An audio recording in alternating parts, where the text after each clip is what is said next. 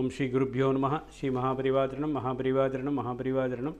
இன்றைக்கி தெய்வத்தின் குரல் பாகம் 5ல் சங்கர சரித்தம் என்ற தலைப்பில் பெரிவா சொல்கிறது மேலே வாசிக்கிறேன். இது பக்கம் 862 ஆரம்பிக்கிறது.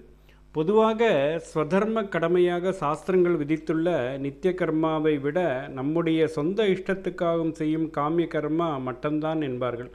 ஆனாலும் உபநயன விஷயத்தில் மட்டும் காமியம் என்னும்போது அந்த காமனை எதை உத்தேசித்து பிரம்மவர்ச்சச காமஸ்ய பஞ்சமே என்று ஸ்மிருதிகளில் சொல்லியிருக்கும்படி குமாரன் பிரம்ம தேஜஸை சம்பாதித்து கொண்டு தன்னையும் சுத்தி செய்து கொண்டு ஊருக்கும் சுத்தி ஏற்படும்படி செய்ய வேண்டும் என்றுதானே உத்தேசம். இதை எப்படி மற்ற லௌகீகமான சொந்த ஆசைகளோடு சேர்க்க முடியும்? இயற்கையாக புத்தி தீட்சண்யம் உள்ள குழந்தையாயிருந்தால் காயத்ரி தேவதை உள்ளே போய் அது மழுங்காதபடி விருத்தி பண்ணி கொடுப்பாள். அதோடு புத்தி சக்தி அதர்மமாக போகாமல் தார்மீகமாகவும் ஆத்மசேஸ்கரமாகவுமே போகும்படி செய்வாள். மந்தமான ஆவரேஜான குழந்தைகளானாலும் காயத்ரி மந்திர ஆவருத்தியே அதுகளின் புத்தியையும் கூறு பண்ணி பிரகாசமுடையதாக்கி நல்ல வழிகளிலேயே போகும்படி பண்ணும். இப்படி எந்த லெவலில் இருப்பவருக்கும் உபகாரம் பண்ணுவதாக அந்த மந்திரம் இருக்கிறது. ஆச்சாரியால் சம்பந்தர் ஆகியவர்கள் தெய்வசக்தி வாய்ந்த அவதாரங்கள். ஆனாலும் அப்படி வெளியில் காட்டிக்கொண்டிருக்கவில்லை, சதா காலமும் காட்டிக்கொண்டிருக்கவில்லை. அவசியங்களில் மட்டும் கொஞ்சம் காட்டினார்கள். லீலா மானுஷ வேஷம் என்று லோகத்தில் நாடகம் நடிக்கும்போது அப்படித்தான் ஒளித்து காட்டுவது.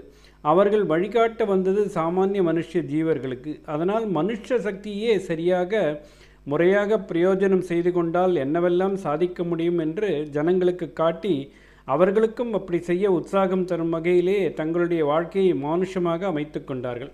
அதோடு கூட சுவாமி ஜனங்கள் தன்னோடு வந்து கலந்து பழக வேண்டும் என்றும் ஆசைப்பட்டு அவதாரம் பண்ணுவது. ஒரே தெய்வசக்தி மயமாயிருந்தால் மற்றவர்கள் கலந்து பழக வருவார்களா? தூரத்தில் நின்று கொண்டுதான் கன்னத்தில் போட்டுக்கொள்வார்கள். ஆச்சாரியால் பரமசிவனாகவே தெரிந்து கொண்டிருந்தால் அப்பா அம்மா எப்படி அவரை வாத்சல்யம் காட்டி வளர்த்திருக்க முடியும்? எல்லா அவதாரங்களிலும் இப்படித்தான் நிறைய மனுஷ ரீதி போலவே பண்ணுவது. அத்தியாவசியத்திற்கு மட்டும் தெய்வசக்தியை காட்டுவது, அதையும் தங்களுடன் வாழ்கிறவர்களின் நிலையிலிருந்து மறைந்து போகும்படி பண்ணுவது என்று. ஆனாலும் அதாவது அதையும் தங்களுடன் வாழ்கிறவர்களின் நினைவிலிருந்து மறைந்து போகும்படி பண்ணுவது என்று. ஆனாலும் லோகம் பாழாய் போய் கொண்டிருந்த போது மனுஷ ரீதியில் நிதானமாக அதை சரி பண்ண ஆச்சாரியால் சம்பந்தர் ஆகியவர்களுடைய அருள் மனசு அவர்களை விடவில்லை. தேசம் பூராவையும் 32 வருஷத்தில் புனருத்தாரணம் பண்ணிவிட வேண்டும் என்று ஆச்சாரியால் பறந்தார். தமிழ்நாட்டை மட்டும் உத்தரிக்க 16 வருஷத்துக்கு மேல் எடுத்துக்கொள்ளக்கூடாது என்று சம்பந்தர் பறந்தார். அதனால்தான் மனுஷ குழந்தைகளுக்கு சாதாரணமாக இல்லாத மேதையை காட்டி குழந்தை பிராயத்திலேயே அவர்கள் சம்பூர்த்தியாக வித்யாபியாசம் செய்தது.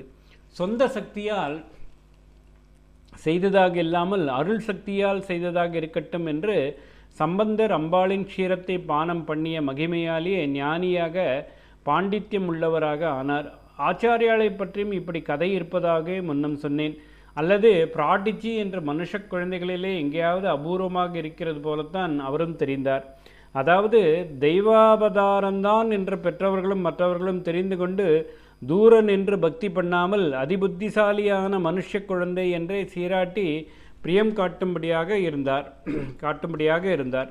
தேச பாஷை சம்ஸ்கிருதம் ஆகியவற்றின் மொழி இலக்கணம் இலக்கியம் ஆகியவற்றை 5 வயசுக்குள் கரைத்து குடித்துவிட்ட ஆச்சாரியால் அந்த வயசில் உபநயனமானவுடன் குருகுலத்துக்கு போய் வாசம் பண்ணி 8 வயசுக்குள் அத்தியனம் முடித்து மற்ற எல்லா சாஸ்திரங்களிலும் படித்து கரை கண்டு விட்டார். இந்த வயதில் உபநயனம் 8 வயசுக்குள் சாஸ்திரங்கள் எல்லாம் மாஸ்டர் பண்ணியாகிவிட்டு அந்த வயசிலேயே சந்நியாசம் வாங்கி கொண்டாயிற்று. 12 வயசில் அத்தனை பாஷ்யமும் எழுதியாயிற்று என்றிப்படி ஆச்சரியமாக செய்திருக்கிறார். இன்னும் முந்தி கூட வித்யாபியாசம் முடித்திருப்பார்.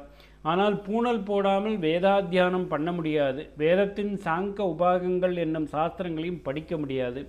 காம்யோபநயனம் என்றால் கூட 5 வயசுக்கு முன்னால் போட முடியாது என்பதால் தான் சாஸ்திரோத்தமாகவே எல்லாம் நடத்தி காட்ட நினைத்த ஆச்சாரியால் 5க்குள் தேசபாஷை தேவபாஷை ஆகியவற்றின் கிராமர் காவியம் ஆகியவற்றை மட்டும் படித்து சாஸ்திரங்களை 5க்கு அப்புறம் என்று போஸ்ட்போன் பண்ணினார். ஓம் ஸ்ரீ குருப்பியோ நமஹ. ஸ்ரீ மகாபரிவாஜரணம் மகாபரிவாஜரணம் மகாபரிவாஜரணம்.